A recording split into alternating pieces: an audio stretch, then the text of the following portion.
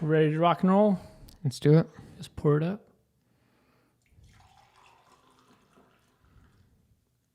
Giving me a double portion, dude. Oh, yeah. Must be a good coffee. I don't know. We'll see. We'll see.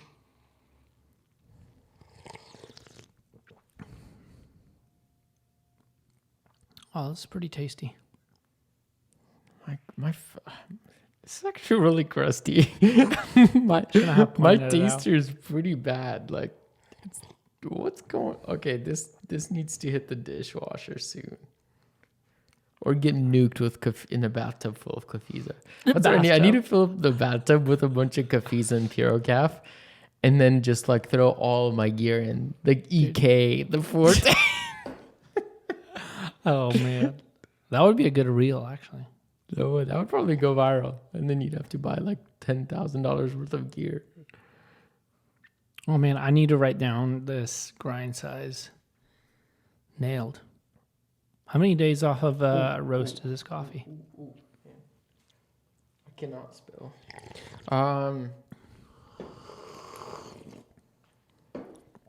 For the sake of the podcast, guess. Because we're talking about... Yeah, it tastes pretty, like... Tastes good. Like, this is what I like. And usually I like coffees about, like 21 days off of roast. To longer. It doesn't... What I'm skeptical of is it doesn't taste flat, and it still has very good acidity, and it has very good, like those delicate, like aromatic, volatile notes and flavors. Like,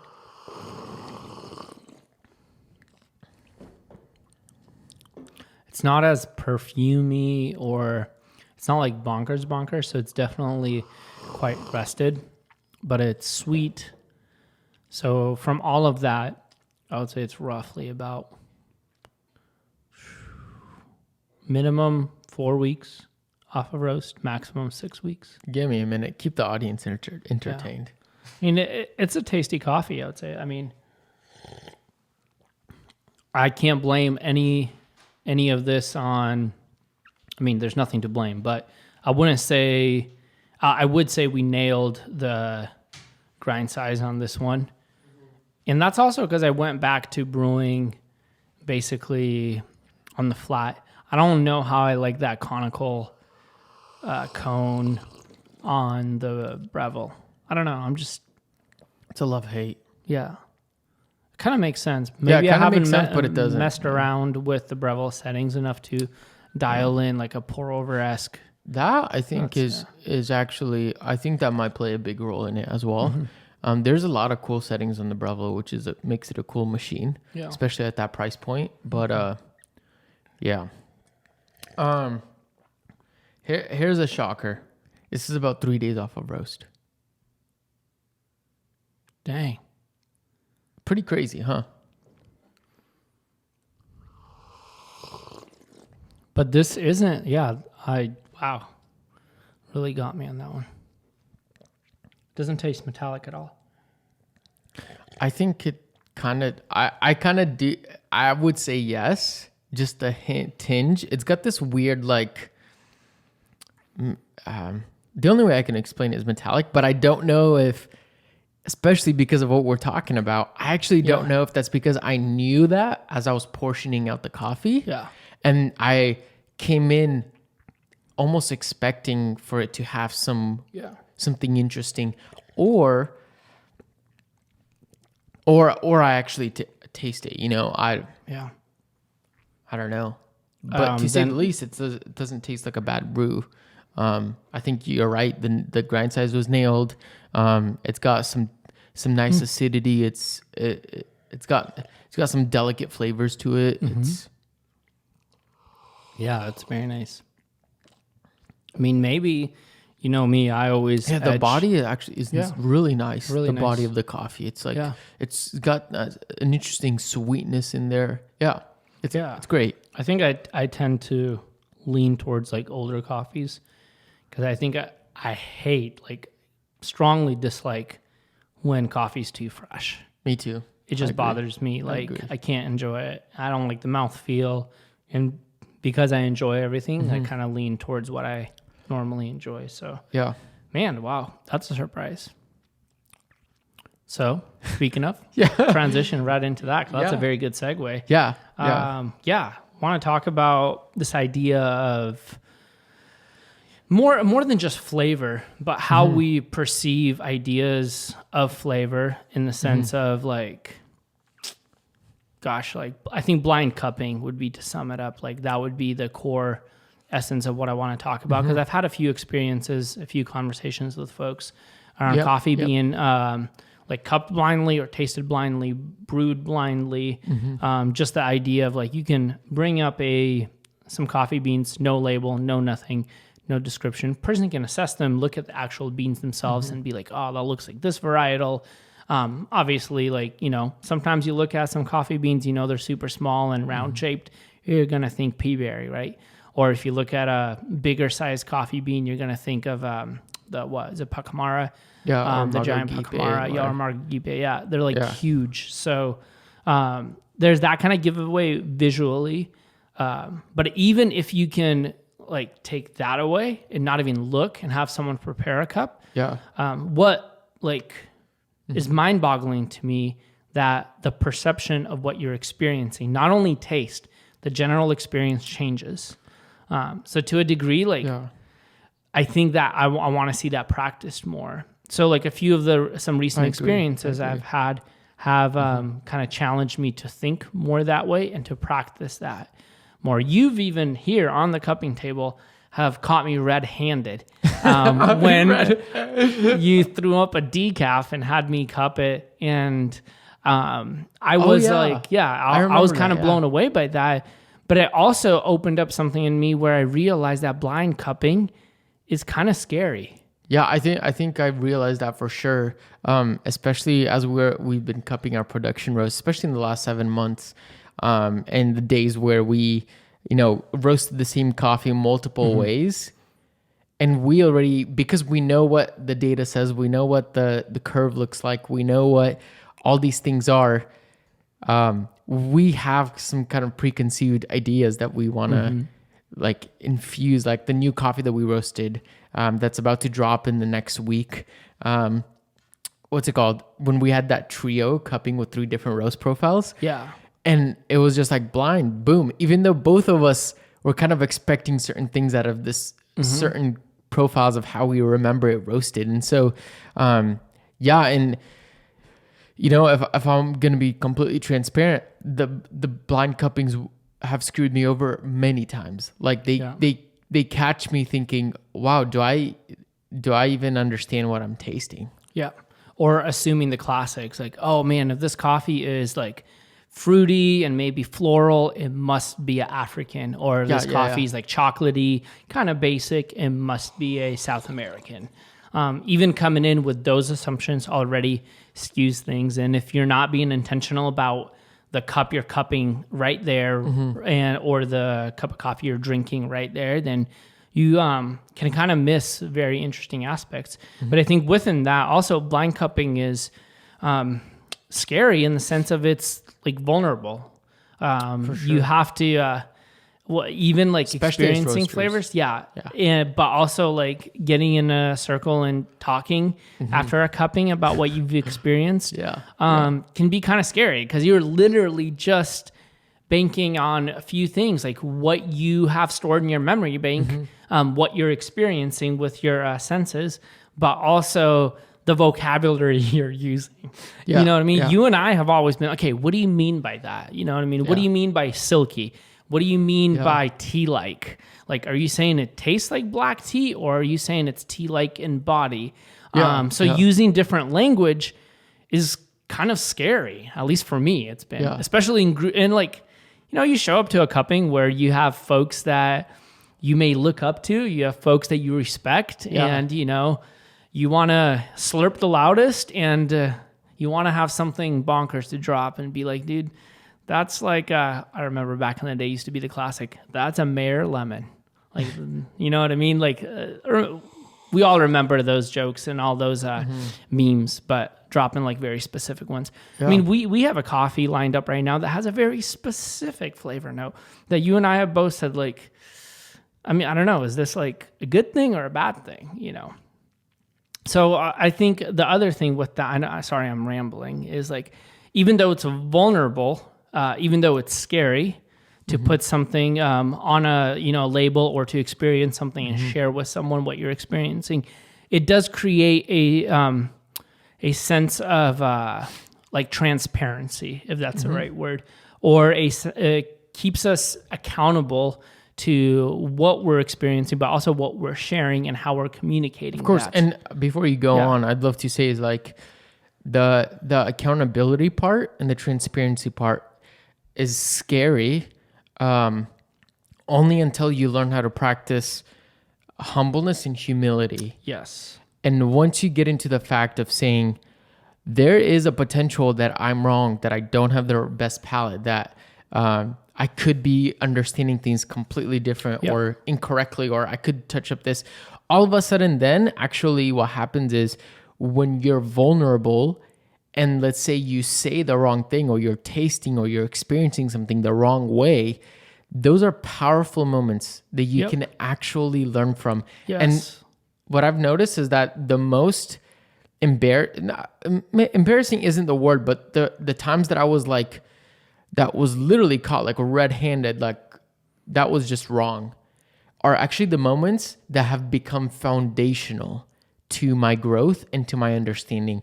And they're moments that I go back to and I'm like, this is why I think that, is because it's built on this experience that really marked me, because it felt really uncomfortable for me, but it's such a powerful learning experience. So even though it's difficult, I'd recommend like people take the risk in those circumstances, even though you might not look like you're the smartest person or to have the best palate, but it's a powerful, like really spectacular learning experience. Yeah. And if you approach this kind of blind tasting and cupping method with that kind of mentality, then the kind of the nakedness of it all that like reveals what you know or what you don't know isn't like shame-based. It's not there to humiliate you, especially in the like community that you're cupping, or even if it's just you and I, or even if it's just like, I don't know, like close friends. Like if you're in that right atmosphere, then it becomes like that transparency becomes a place of growth and becomes a place of flourishing. Because at some point, like you may not know what you don't know. Like if you don't know how I don't know, a certain thing tastes, then you have to learn it. And how do you learn it? You know what I mean? One, by cupping with people. The other way is to actually go and experience that flavor or that smell, or in general, that mouthfeel. You know, like even earlier, we were talking about a coffee and I was saying, man, I think every single time I try something that has bergamot or like Earl Grey tea, it's actually floral. Because I'm like familiar with bergamot a lot, but I probably have never had jasmine. You know what I mean? I've probably never had these like wild floral flavors. I kind of know what my experience with those flavors are, but I might not be able to like nail it. Or I lean towards something I'm very familiar with is lavender. You know what I mean? Or going with like something that's floral and sweet, I automatically assume in my mind that's like honey or agave. So stuff like that, like if you don't have those things in the memory bank, it may feel like it's embarrassing. But I think this form of transparency actually leads into being much more effective at how you experience coffee. And especially for us professionals, like roasting coffee all the time, brewing coffee all the time, talking about coffee. The hardest thing for us sometimes is just putting those things on a label. That's freaking vulnerable. That's like scary because like, I mean, we've experienced that with our Ethiopia Guji. Like we put blackberry and then realize that we're kind of interpreting that in a different way. It's still blackberry-esque for us, but for a lot of people, it actually tastes like something that's a little tweaked. Something a little more, it's right or wrong. It's just more maybe accurate or more understandable for somebody experiencing. I think it's a lot of it is like what you said in the beginning is like it changes how you experience coffee. And I think for sure experience is a big question here, or is a key word here, because I think cupping or tasting coffee blindly is super powerful because of how our minds can be easily tricked into thinking something else. Just because it's anaerobic, it's got to be good. Or just because it's, it's a geisha, it's got to be good. I have tried geishas that don't taste good, that are like basic, or it's, it goes as far as saying like, what happens when you have this beautiful fully printed bag inside of a fully printed box with all this intricate design and imagery and information, and has more information about the producer and all this stuff, and you're like, this has to be good, right? Pair that with like a fun, like what you put, like pair that with like some funky tasting notes that are like out of this world, watermelon, blueberries, and banana, like all of a sudden then your mind is just like, you're already experiencing a form of the coffee. Right. So coffee is no longer just what you have in your diner mug, but it's actually so much bigger than that. Now it's the information paired with the branding, paired with the packaging, paired with the aromas, with the smells you're getting right when it grinds through your hopper, wet smells, like it's actually a culmination of everything. And all those things are getting in the way of us actually, and this is solely also like on a very like you're cupping a coffee for its quality and for its characteristics, and for its in its purest, clearest form. Almost like a Q grader, and I don't want to say like almost like you're trying to criticize it or grade it, but in that sense almost, you're evaluating. where you want a clear evaluation. And it's hard to do that if you're not blindly tasting, cupping, or whatever. So especially if you're in a place where you have to choose coffees for a cafe, or you want to pick up a wholesale account. I mean, from a roaster's point of view, that's also like what we hope. Like if someone approaches us and like, hey, we're thinking about switching up our wholesale accounts. What coffees do you have? Like, I'm always tempted to just send like some bags with no labels on them. I mean, that might not be the prettiest presentation because you also want to reveal your brand to someone. Of course. But at the end of the day, you want folks to experience coffee at its purest form. You want to experience two things: what the producer has done and what we've done. And some of the like statements that Edwin shared, like even Maxwell shared, like as roasters, we only make coffee worse.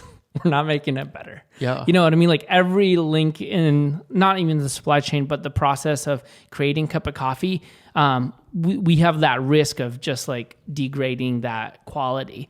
So like when someone approaches, like we want to make sure there's this like raw representation of it as close as we can get.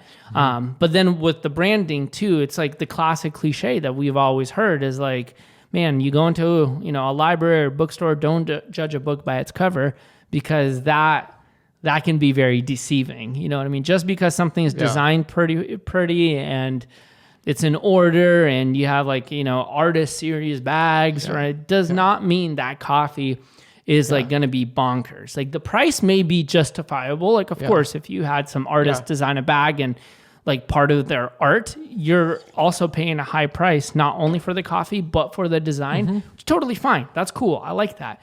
But at the end of the day, like just because it's in a fancy bag does not clearly say it's a fancy coffee in itself.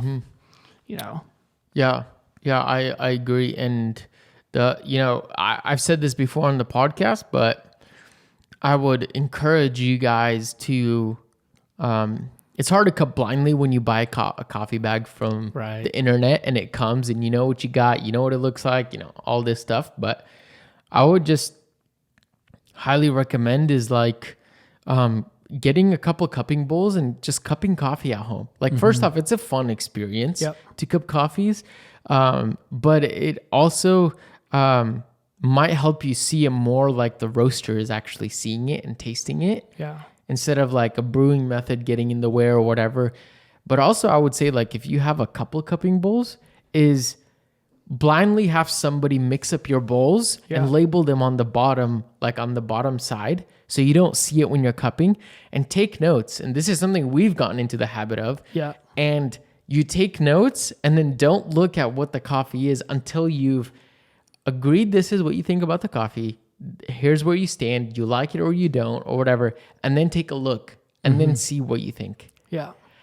And on top of that, like cupping itself eliminates the bias of like having a perfectly dialed brew.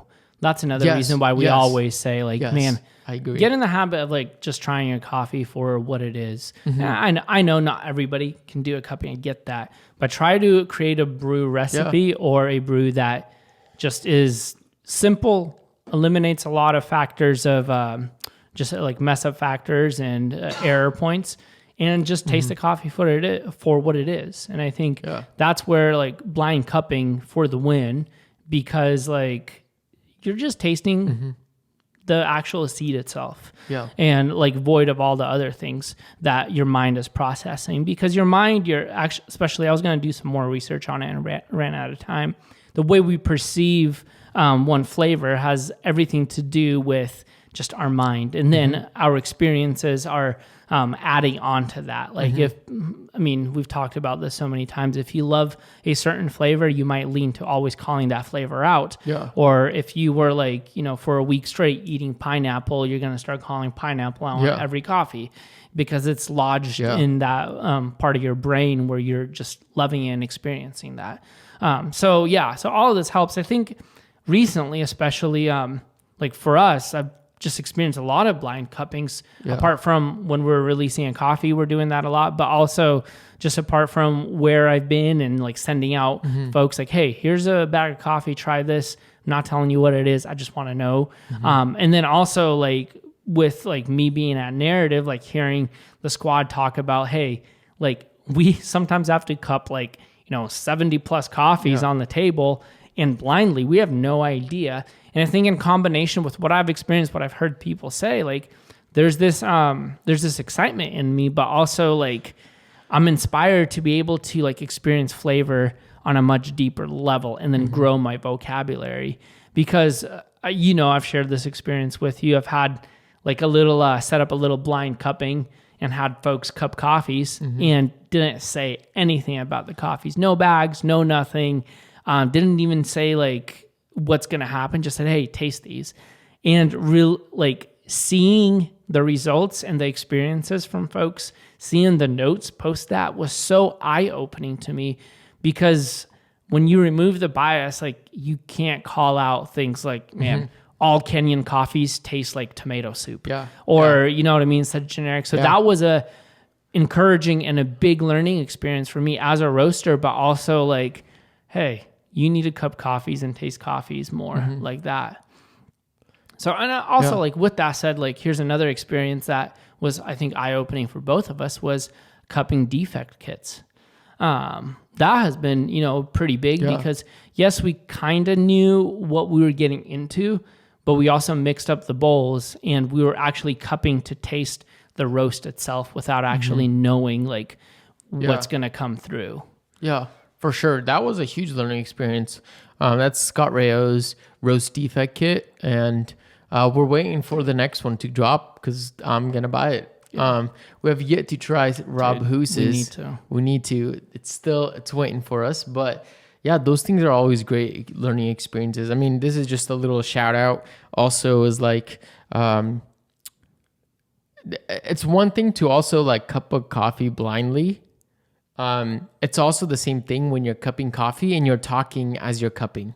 Oh yeah, that's not fair either, because when you're cupping, somebody else will say, "Oh man, that tastes like I don't know, jackfruit," or that tastes like pineapple or whatever, and then you start to taste that. All of a sudden, you can't get that out of your head. You're like, this is exactly what it was. And sure, maybe somebody helped you understand that, or somebody tricked you into thinking that that's what it tastes like when it doesn't even taste that way. Right.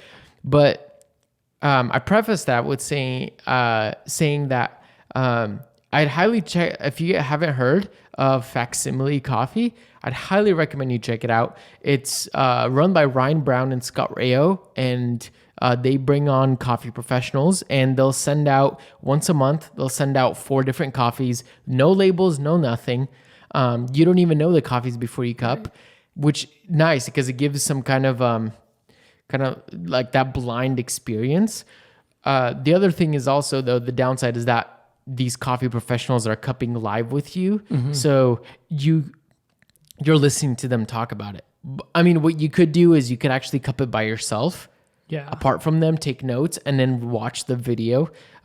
They post it on YouTube or whatever. So that's another way of doing it. But that has been a really fun experience, actually, to taste alongside of people who are way more experienced than I am. Right. Yeah. And coffees blindly, where you don't know the origin at all, which is just... I think it makes you a much more experienced and more well-rounded taster. Yeah, I think the Zoom era has like opened up a can of worms for everybody. When would you have the opportunity to cup coffees with like Ryan? There's so many like famous, like Babinski was on there. Just so many like professional like coffees folks that are like very knowledgeable and have that vocabulary that you can learn from.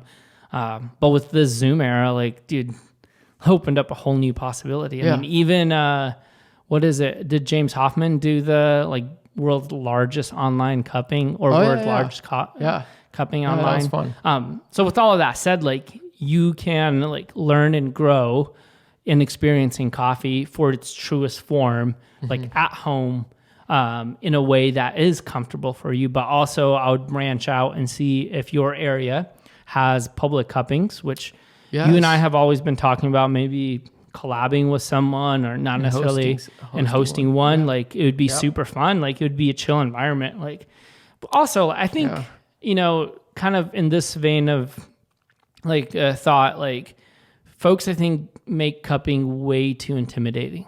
It's true. All those sheets and all of those numbers and all of the like jargon, like all of that can be kind of hard to digest. I remember some of my first cuppings and they were scary. But to kind of loosen that up, the goal is simply to taste. Yeah. That's it. For sure. Like, you don't even have to talk about it if you don't feel like you can or want to. But the goal is to experience coffee and be able to grow in tasting. So hopefully one day when we can do that, that would be like my goal, just to bring people who don't normally do it to taste it alongside of us. Oh yeah, 100%. Yeah, I think public cuppings are a huge part to this and can be extremely beneficial.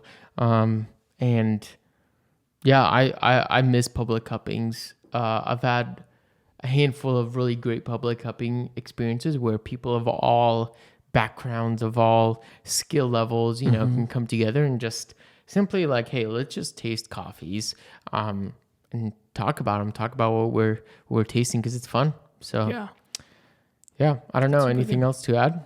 I agree. I think it's all like, one, it's fun and it's such a good learning experience that I'm just jazzed for more folks to experience coffee in that way, in that very like raw and unique way.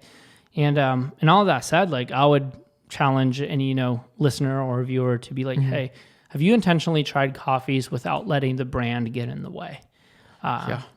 So that would be my biggest challenge. My takeaway is I know I've been challenging myself to do that more, even with all of our roast data, like trying to cup without trying to let my senses come to a decision factor rather than just simply the information that I'm receiving. Yep. Yeah. There you have it, folks. Go cup some coffees blind. Thanks for listening. Thanks for watching. We appreciate you and hope you have a great weekend. Cheers.